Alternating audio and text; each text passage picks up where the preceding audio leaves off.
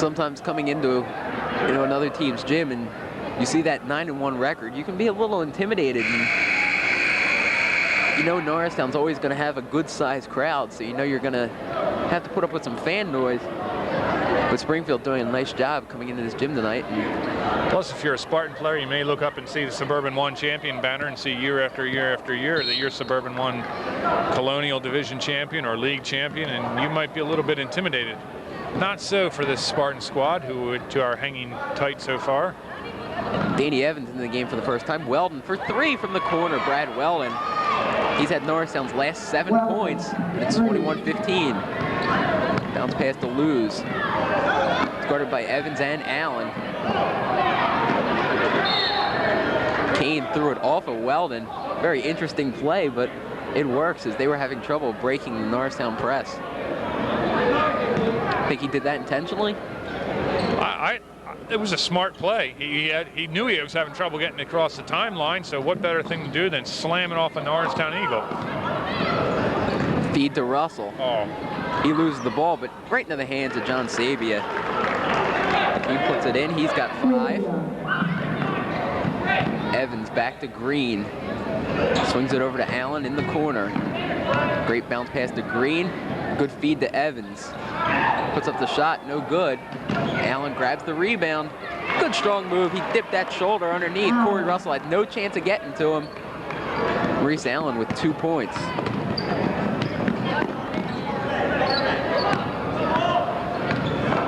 Nice stutter there, but got the ball stripped as well. Great feed from Allen to Green to Fowler. Nice two-point basket there.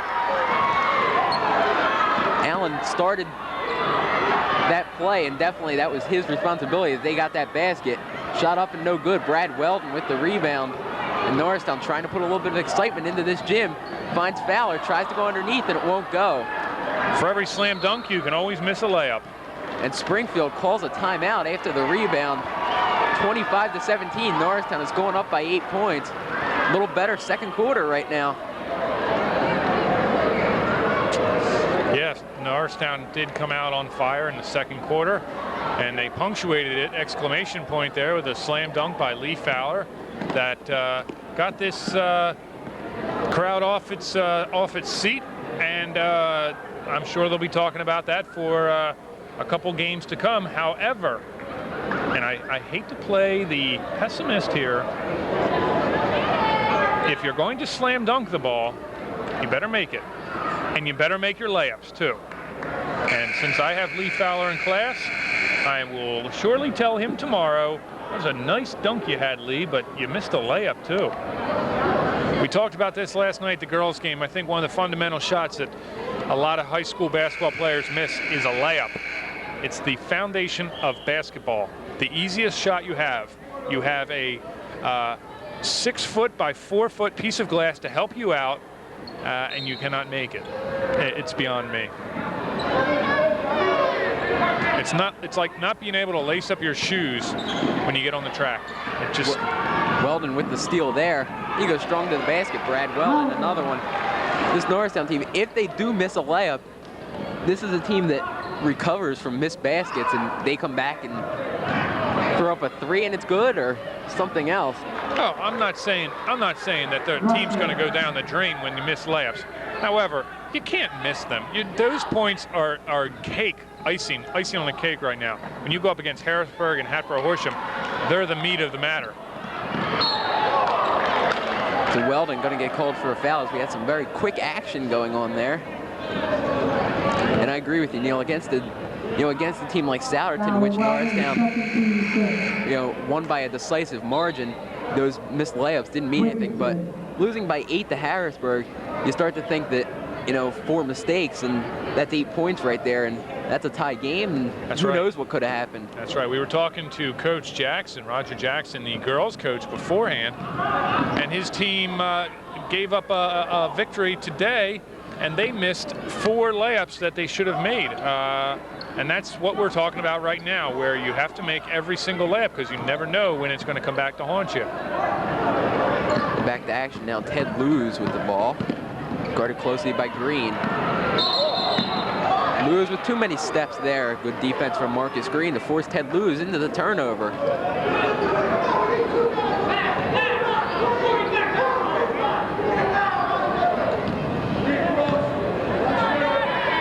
Springfield in a press formation right now. They tracked Allen. That ball was tipped, so that's no backcourt violation. Finds Green, and Green smartly will back it out. Wiggins to Green, over to Allen. Evans from the corner for three, and it's good. Danny Evans never seems to miss when he takes a shot. He always takes the good one, and there we go, 3 points for him. Russell couldn't hold on to that pass, and Norristown will get the ball once again as they've now extended their lead to double digits, 30-19. You never see it happen either. You think that they're down by 2. You look up, they're up by 11. That's right. They do it so quickly. Great feed to Evans, 5 points there.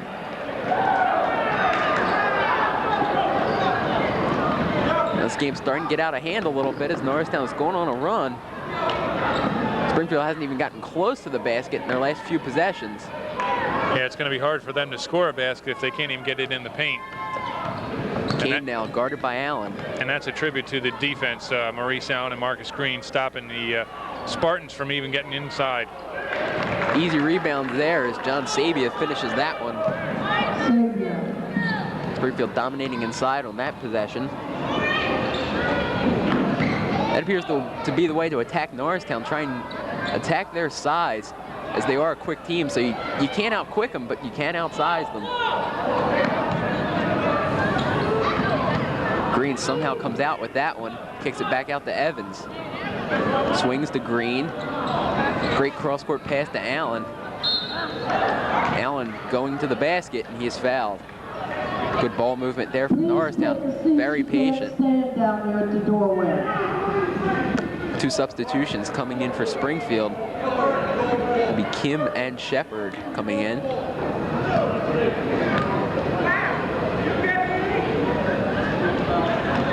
Maurice Allen going to the free throw line. That's the 3rd foul on Lewis, and they can't afford to lose him in this game. I'm sorry, Greg, that was bad. I realized that. You know, I realized halfway through, and I almost gave you the drum roll, but I figured, no, I know where he's going with that one. I didn't mean for the pun to happen, but it's true. They cannot lose Ted Lewis because he seems to be a cog, so to speak, in the Spartan wheel. I won't make any like Helen of Troy jokes or like, you know, Trojan horse jokes, anything like that. I'll try to stay away from those type of humor. Wiggins now, as Norristown got the ball back on a turnover by Springfield. Evans for 3 once again, and it's good. Danny Evans, 8 quick points in this second quarter. 16-point lead for Norristown. Errant pass picked up by Lewis. He finds Russell 2-on-1.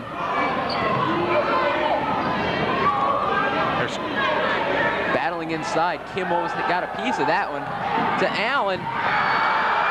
And it doesn't go. Fowler can't get it to go. There we go, the missed dunk. How many times do I need to say it? They missed a dunk and they missed a layup. That's what they're going to put on their t-shirts next year. We can dunk, but we cannot make layups. So Lee Fowler will go to the line as he was fouled by Sabia. That was his second.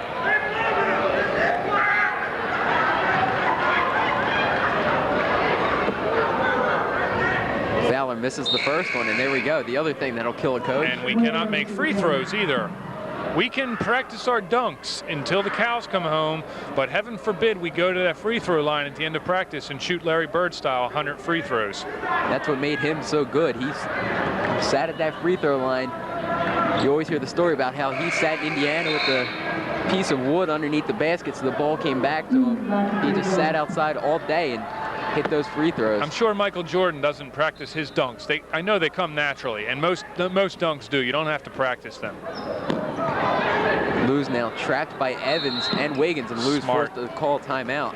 Smart move there by Lewis. Intelligent move there. He was trapped in a corner. He knows this is a crucial part of the game with 3 minutes left in the second quarter.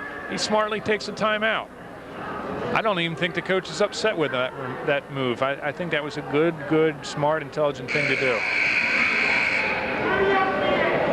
No harm in burning a 20-second timeout with 3:01 left in the second quarter.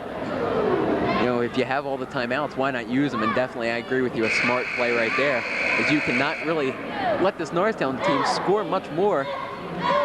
It's tough to get back in games against them. Hey, but I'll tell you this right now: the Spartans, if they keep this margin, or you know, just give up a few more points, they can go home with their heads held up, because they're playing a team here that's 9-1, probably the top team in the Suburban 1 league, definitely one of the top teams in District 1, and one of the top teams in the state, and they're going to hold them to under a 20-point victory. That's pretty good. Sabia now will slow it up and give it to Kane. Kim now trying to break past Dean. He finds Sabia. No real penetration on this drive. Kane for 3. No good. Evans was bumped by Kim there. So he'll get called for his first foul. Walk the length of the court. John Fitzgerald checking back in for Springfield. And Chris Weir will take a seat as Jim Edmonds comes in for the Eagles. Edmonds into the game. Lee Fowler will check out to the 5 for Norristown on the floor. James Edmonds, Eric Wiggins, Danny Evans, Milan Dean, and Maurice Allen. Evans makes his first free throw. Number 43, Brenton Davis checks in for the Spartans. And John Sabia, sorry about that, I lost my mind, checks out. Evans, 1 of 2. Great hustle from Dean, but he just couldn't get there. Pass went right through Fitzgerald's hands. Another turnover from Springfield. Maurice Allen now at the point guard spot. 18-point lead, 2:17 left in the first half. Wiggins trapped in the corner. They knew the ball was going to him. And a good play from Springfield to make sure they got that turnover. Evans with harassment. That was amazing defense. Allen going to get called for the walk there. Fans didn't like that one, but I counted the steps. Definitely Maurice Allen took them. I think he took 3 steps. I think he has a ticket or a token to SEPTA. How could you not see that was a travel? In the same vein, how could you see that as not being a foul? That was obviously a foul. The referees are doing a fine job tonight. Anytime you come into Norristown and you have a high-powered team like Norristown, anytime the official blows the whistle, I'm sure you're going to get a couple boos here and there because you just think that your team is invincible, and they're not. And definitely Norristown, a team that, as Kane misses the first one, Norristown, a team that, narrow pass there. Norristown is definitely a team that plays defense, and they have hands in your face. So you can, if you get a referee that will call, you know, little ticky-tack fouls, you can get a lot of guys fouled out of a game real quick. Well, you can get a lot of fouls called on you. However, Tom McGee has one weapon there that he has. Allen, Green, Evans, Johnson. He has all these guys who can get those ticky-tacky fouls like you're talking about. And there's no way a referee's going to call 5 fouls on those guys the whole game. He's got so many weapons there and so many guys that play that same style of defense. It just frustrates the heck out of any team that they go up against. They're like cloning point guards or defensive players here at Norristown. And I think it started with the late Omar Jenkins a long time ago. That doesn't seem too long ago, 3 or 4 years ago. He was the first one that he stuck on the offense like glue. We called him the Gnat, and then he just turned Norristown onto that style of defense where he would just get in their face game after game.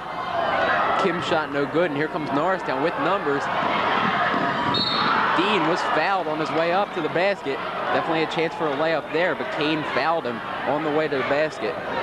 We've seen on team shirts as they've come into this gym. I think it was CB West last year we saw was wearing a shirt that said, "Offense wins games, defense wins championships." Yes, and I really think that if Norristown is going to win any championships, it's going to be won by their defense. Sure, they're going to put up a lot of points on the board, but time and again, it's going to come down to their defense. And we're sitting right here at the half-court line. It is tough for every team to get that ball across that white line here in this gym and in every other gym that they play in. Dean made his two free throws. 2 of 2 for him. He has 8 tonight. We're under a minute left. Norristown up by 20 points. They were only up by 1 after the first quarter. Could have been double teamed. Could have been a foul right there on either Dean or Allen, and someone yelled it behind us. It's one of those times where maybe Norristown's getting the benefit of the doubt. There's a foul there, definitely. Dean getting called for the foul on Ted Lewis as he tried to drive past him. The first one on Dean tonight. Springfield will go to the line. Ted Lewis.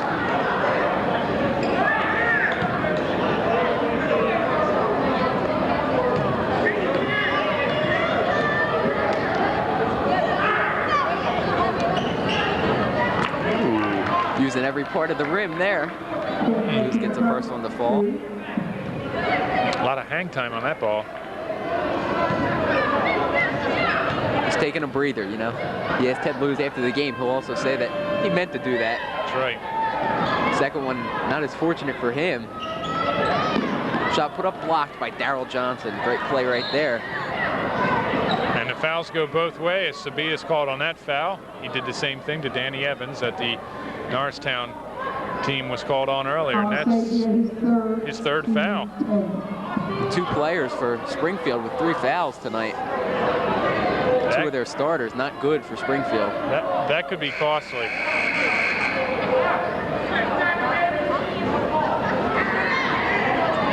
Corey Russell not allowed to check into the game. Yes, he's not on the X. He has to be on the X in front of the table to get into the game. Very stringent, Ted Avery over there. Evans can't get the first one to drop. Now Russell into the game for... I can't do it either. Sabia. We've got so much stuff here to remember, Greg. We don't expect you to remember everything. Hey, we're human in our own way. I know many people think of you as a god, but... Well, stop those rumors right now. We hate to inform them, you know. Kane puts up the jumper. It's his own rebound, too. Follows his shot. Smart move there. Smart, fundamental basketball. Kim with a rebound. Great pass underneath the Russell, and it won't go. Great pass right there from Kim. He had great vision, and he found Russell standing right underneath. He threaded a pass there through 2 guys. I didn't think that one was going to get through to Russell. And he was falling backwards. He had to do something with the ball. Either that or he was going to be called for a travel. Evans is second, team 10. Now Russell will go to the line as Danny Evans picks up his second. First one good. Russell making his first.